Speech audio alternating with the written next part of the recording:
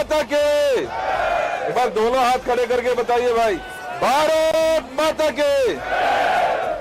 Congress party, Congress party. सभी हमारे न्याय यात्रियों का मैं दिल की गहराइयों से स्वागत करता हूं। थोड़ी दूर है क्योंकि दिल्ली हमें इतने स्थान दिया था, लेकिन मुझे पूरा विश्वास है कि हमारी ये दिल्ली न्याय यात्रा दिल्ली के हकों की लड़ाई लड़ती रहेगी। आप लोग न्याय का हक। इस कार्रवाई को आगे बढ़ाते हुए मैं सबसे पहले माननीय मुख्यमंत्री जी का बहुत बहुत धन्यवाद करता हूं। यात्रा के सहभागी और इसको हरी झंडी दिखाने के लिए आप आए, इसके लिए मैं दिल की गहराइयों से आपका धन्यवाद करता हूं। मैं धन्यवाद करना चाहता हूं हमारे बहुत ही सम्मानित ऑल इंडिया कांग्रेस कमेटी के ट्रेजरर, दिल्ली के पूर्व अध्यक्ष माननीय अजय माकन जी का, कि वो आप हमारे हौसला अफजाई करने के लिए यहाँ पर आए। धन्यवाद करना चाहता हूँ आदरणीय सुभाष चोपड़ा जी का, पूर्व अध्यक्ष, का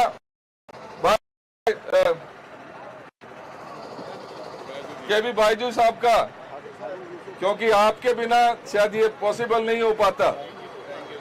आदरणीय हारून यूसुफ साहब का, हमारे भाई लिलोथिया जी का, हमारे बहुत ही जुझारू सेक्रेटरी दानिश अब्रार साहब का, डैनी जी का, और बहुत ही महत्वपूर्ण हमारे छोटे भाई सुशांत जी का। और मैं सीधा, क्योंकि हम ऑलरेडी लेट हैं, मैं पहले आमंत्रित हमारी हौसला अफजाई करें और मार्गदर्शन देने का काम करें।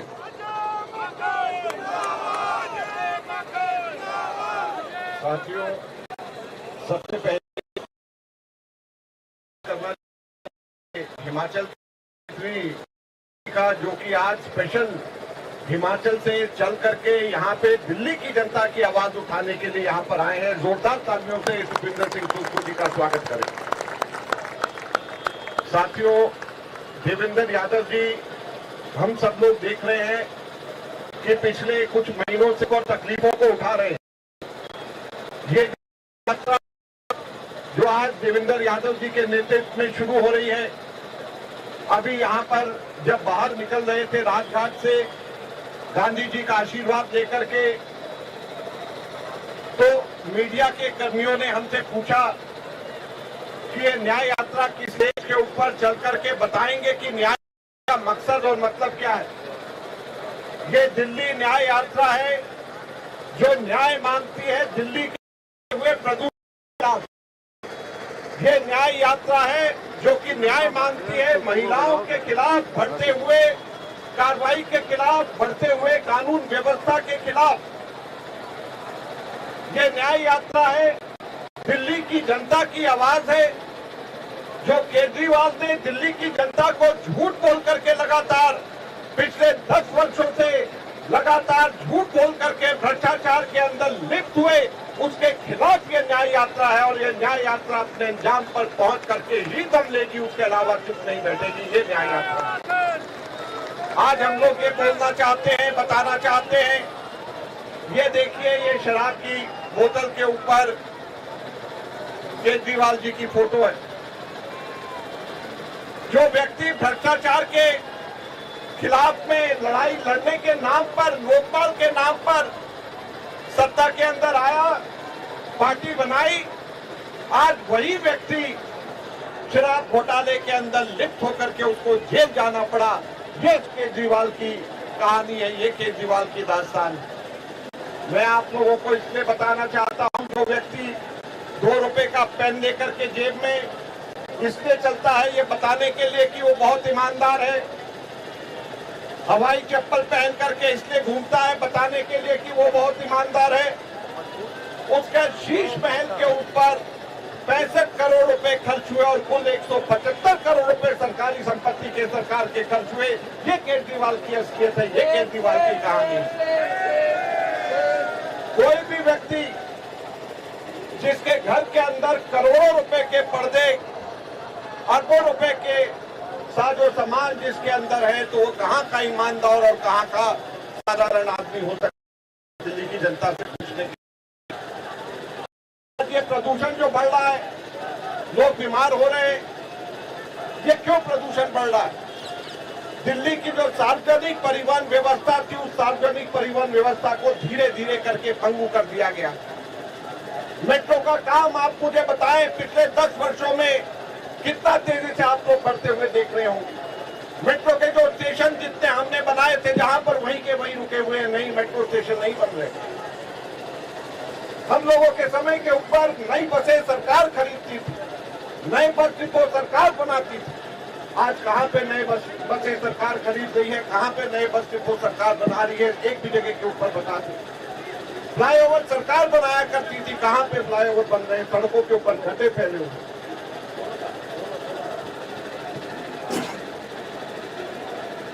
आज जिस तरीके से दिल्ली के अंदर हम लोग देखते हैं कि सार्वजनिक परिवहन व्यवस्था चरमरा गई, सड़क पर निकल जाएं, कहीं पे कोई ऐसी सड़क नहीं होगी जहां पे गड्ढे नहीं होंगे। मुझे बताएं, कभी दिल्ली में ऐसा हुआ कि सीवर का पानी बेसमेंट में भरने की वजह से 3 बच्चे मर गए? ये दिल्ली के अंदर हुआ और राजेंद्र नगर के अंदर हुआ। केजरीवाल के ही पार्टी के लोग वहां से एमएलए हैं, वहां से काउंसलर हैं, तो कौन इसका जिम्मेवार है? आज ये न्याय यात्रा इन सब चीजों के खिलाफ है। आज अगर आप सरकारी नलके से निकालेंगे तो पानी का रंग जो है कोको कोला जैसा होगा। ये दिल्ली जो विकसित दिल्ली शीला दीक्षित जी के समय में, शीला दीक्षित जी के 15 वर्ष में जो हम लोग कांग्रेस पार्टी जो करके गई थी, ये उस दिल्ली का हाल इन लोगों ने कर दिया। तो मैं देवेंद्र यादव जी को बधाई देना चाहता हूं कि आपने जो दिल्ली के अंदर न्याय यात्रा शुरू करी है, जैसे राहुल गांधी जी ने कन्याकुमारी से कश्मीर से था और पूरे देश के अंदर क्रांति आई थी, कांग्रेस के साथ में लोग जुड़ना शुरू हो गए, उसी तरीके से ये न्याय यात्रा दिल्ली के अंदर एक अपने नए रंग के साथ में आएगी और दिल्ली की जनता को एहसास कराएगी कि किस प्रकार से दिल्ली को कांग्रेस की जरूरत है, दिल्ली के विकास के लिए कांग्रेस को जरूरत है। मैं फिर से देवेंद्र यादव जी को बधाई देता हूं। बहुत बहुत धन्यवाद। जय हिंद, जय भारत। धन्यवाद आदरणीय अजय माकन साहब। और मैं माकन साहब को कहूंगा कि धन्यवाद देवेंद्र यादव को नहीं, मुबारकबाद देवेंद्र यादव को नहीं, ये हम सभी जो कांग्रेस का एक एक कार्यकर्ता, एक एक नेता जिस तरीके से दिल्ली से बाहर निकलकर सड़कों पर आने वाले एक पूरे महीने में रहेगा, ये शुभकामनाएं उनके लिए है। और अपना आमंत्रित करना चाहता हूं हमारे बहुत ही सम्मानित आदरणीय मुख्यमंत्री सुक्खू साहब को कि वो हमारे को गाइडेंस दे और शुभकामनाएं दें। धन्यवाद। दिल्ली प्रदेश कांग्रेस कमेटी के हमारे अध्यक्ष Devendra Yadav ji, all India Congress committee के हमारे ट्रेजरर आदरणीय श्री माखन जी, पूर्व में दिल्ली कांग्रेस कमेटी के अध्यक्ष सुभाष चोपड़ा जी, पूर्व में दिल्ली प्रदेश कांग्रेस कमेटी के अध्यक्ष युवा साथी अनिल चौधरी जी, एससी सेल के हमारे राष्ट्रीय अध्यक्ष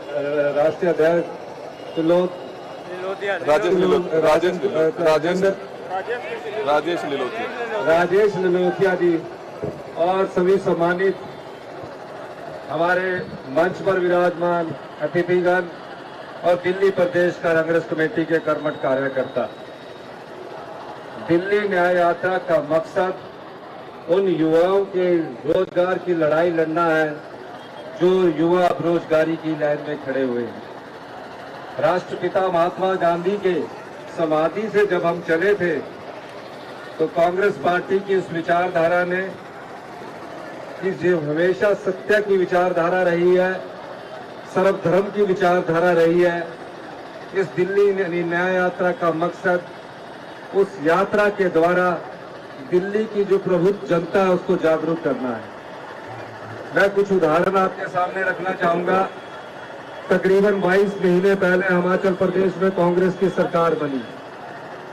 मैं देख रहा हूं कि पिछले 3-4 महीने से हिमाचल प्रदेश की चर्चा सभी नेशनल लीडर टेलीविजन चैनल्स पर हो रही है। मैं बताना चाहता हूं कि हमारी सरकार ने जो कहा था वो किया है, कोई राजनीतिक लाभ के लिए नहीं किया है।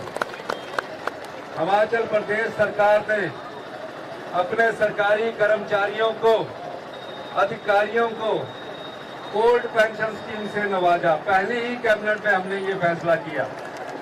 अगर हमने राजनीतिक लाभ देखना होता तो हमारे चुनाव तो 2027 में थे।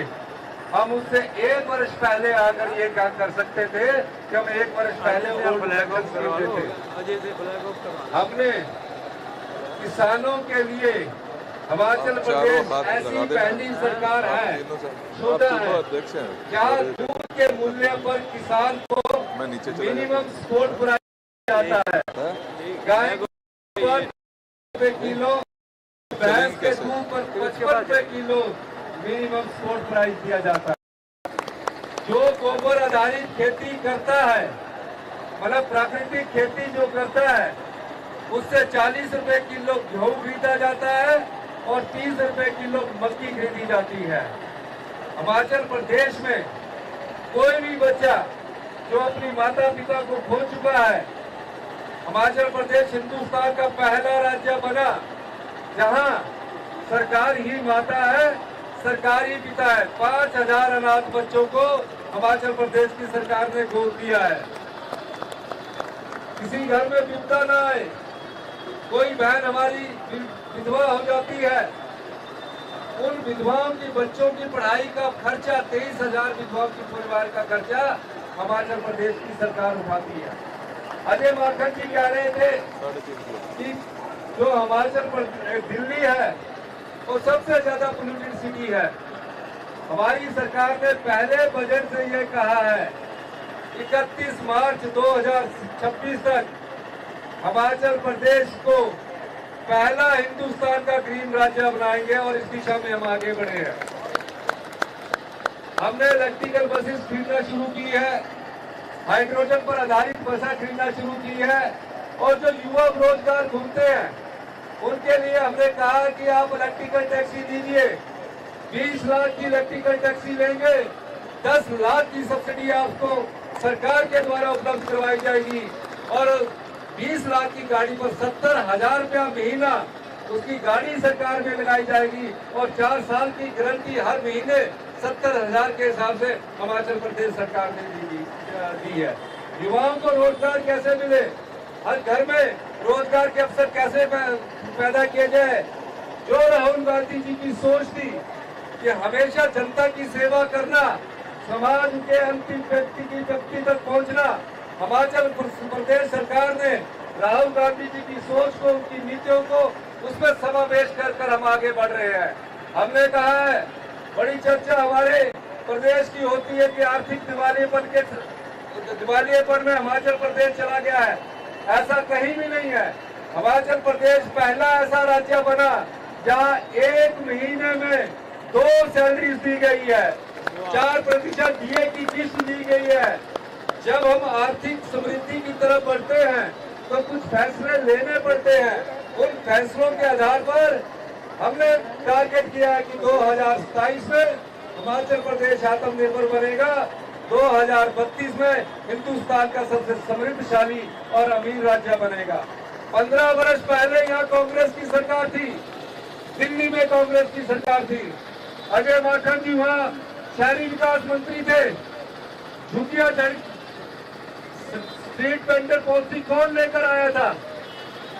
लोग खड़े रहते थे, पुलिस इंस्पेक्टर आके तंग करता था, एक्साइज का इंस्पेक्टर आके तंग करता था। पहली हिमाचल प्रदेश की हिंदुस्तान की सरकार डॉक्टर मनमोहन सिंह जी के नेतृत्व में अजय माखन जी शहरी विकास मंत्री थे। Street vendor policy Ajay Maken जी दिल्ली के लोगों के लिए लाए थे, जिससे आज लाखों लोग रोजगार प्राप्त कर रहे हैं। इसने मेट्रो बनाई, ये सब कांग्रेस पार्टी की सरकार के द्वारा किया गया है। हम तो ये कहते हैं, हम सत्ता सुख के लिए नहीं आए हैं कि हमें सत्ता चाहिए, हम उस व्यवस्था को परिवर्तन करने के लिए आए हैं जिस व्यवस्था में सभी धर्मों का सम्मान हो, सभी जातियों का सम्मान हो और एक समान, एक विचारधारा और देश की विचारधारा आगे बढ़े, जहां इस देश की संस्कृति इस विचारधारा का प्रतिनिधित्व करे। इन्हीं शब्दों के साथ मैं अपने भाई देवेंद्र यादव जी को इस दिल्ली न्याय यात्रा की मुबारकबाद देना चाहूंगा, क्योंकि ये आपके हक की लड़ाई लड़ रहे हैं। ये युवाओं को रोजगार देने के हक के लिए ये न्याय यात्रा लेकर चले हैं। ये सभी धर्मों के लोगों के लिए, उनके अधिकारों के लिए, उनके सम्मान के लिए इस दिल्ली न्याय यात्रा का पूरा अपना मकसद है। इस न्याय यात्रा का मकसद मजदूर को उसका हक मिले, इस न्याय यात्रा का मकसद किसान को उसका पूरा समर्थन मिले, इस न्याय यात्रा का मकसद महिलाओं को पूरा सम्मान मिले। इस न्याय यात्रा का मतलब आप लोगों के अधिकार के लिए कांग्रेस पार्टी के सभी नेताओं को अगर सड़कों पर लड़ना पड़े, लड़ाई से भी न्याय को चुराकर आपके अधिकारों की लड़ाई लड़ी जाएगी। बहुत बहुत धन्यवाद। जय हिंद। बहुत बहुत धन्यवाद सुक्खू साहब। मुझे खुशी है कि आदरणीय राहुल गांधी जी के दिखाए हुए रास्ते को आदरणीय सुक्खू जी ने हिमाचल प्रदेश में जिस तरीके से आगे बढ़ाने का काम किया, युवाओं को रोजगार देने का काम किया, किया। माननीय मुख्यमंत्री जी, हम उसी लड़ाई को आगे लड़ने के लिए यहाँ पर लगातार संघर्ष कर रहे हैं और मुझे पूरा विश्वास है मेरे ये युवा साथी, जिसमें बुजुर्ग भी हैं, 65 साल का जो युवा साथी यहाँ पर खड़ा हुआ है, मैं उनके दम पर, मैं मेरी बहनों के दम पर कांग्रेस के एक एक डिस्ट्रिक्ट अध्यक्ष, ब्लॉक अध्यक्ष, पूर्व हमारे अध्यक्ष महोदय हैं, उनके दम पर मैं पूरा मुझे कि इस दिल्ली न्याय यात्रा को वो अपार सफलता मिलेगी। जिसके लिए लड़ाई हम लड़ने के लिए चले हैं, उस न्याय का हक हम लेकर रहेंगे, लेकर रहेंगे,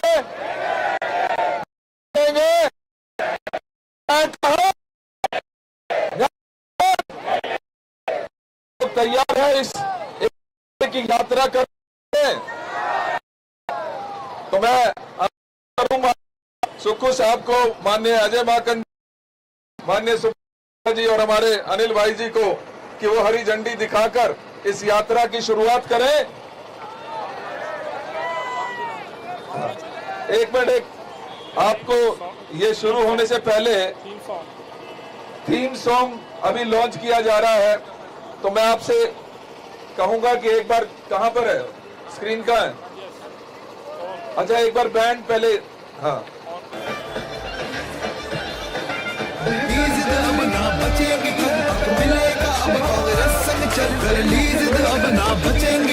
मिलेगा अब कांग्रेस संग चल, सशक्त बने दिल्ली अपनी ये ली है हमने कसम, मिलकर बनाएंगे उज्जवल दिल्ली का कल।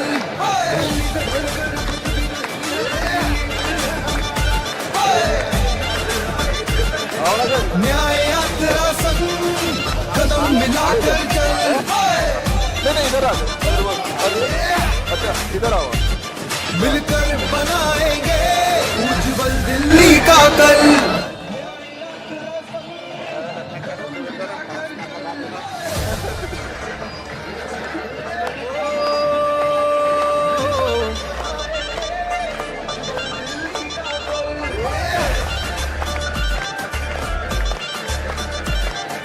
बेहतर दिल्ली बने यही है पहला लक्ष्य हमारा, दिल्ली से बढ़कर कुछ भी नहीं है, दिल्ली दिल है हमारा।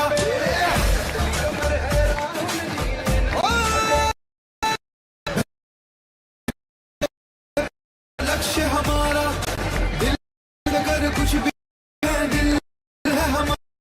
वो न्याय का एक पहल है, बढ़ा ले कदम, मिलकर बनाएंगे उज्जवल दिल्ली का कल।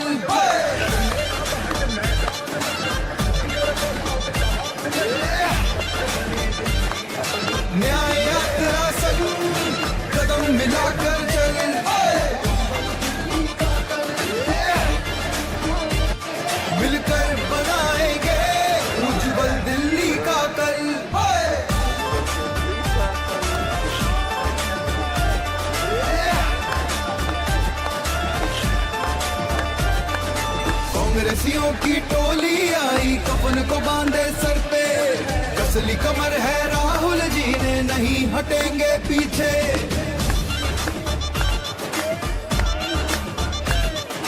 युवाओं की टोली आई, कफन को बांधे सर पे, कसली कमर देवेंद्र जी ने, नहीं हटेंगे पीछे।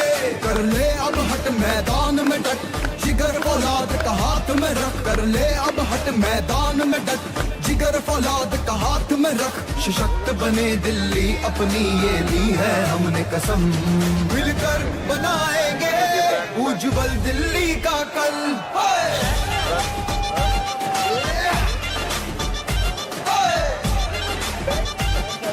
न्याय यात्रा संग कदम मिलाकर चल।